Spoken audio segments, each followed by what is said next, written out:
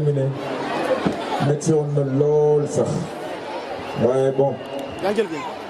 finalement li nga xamante ni jury bi dafa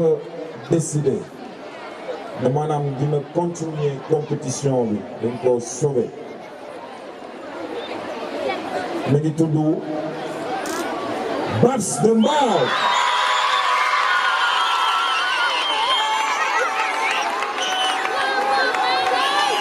léegi ñu jox borom ciseau bi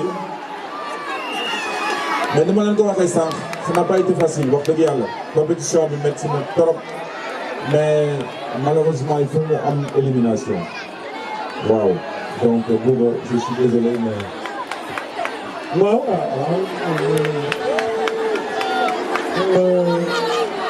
waaw normalement comme ni ko Toumane waxee Babs xaw naa ñibbi mais bi ñu xoolaatee xool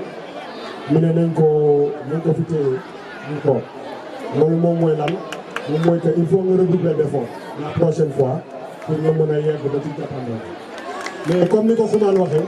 wax fa dëgg yàlla bu ñu sañoon xale yëpp ay gagné mais compétition la il faut am ñu ñibbi loolu moom kenn mënu si dara donc dañu décidé éliminer benn nit benn xale bi ñu seetaanee xool bu baax wax fa dëgg yàlla waaw métti na mais il faut kenn ñibbi te ki ñu décidé pour mu ñibbi semaine bi moom mooy bàjjen bu Diourbel ñu koy félicité vraiment jàmbaar la mais comme ni nga ko waxee rek fii ñëpp xale yëpp ay gagné mais il faut seen petit gallé aussi chaque année mu am kenn ku gagné donc ñu koy félicité di félicité xale yëpp jërëjëf à la prochaine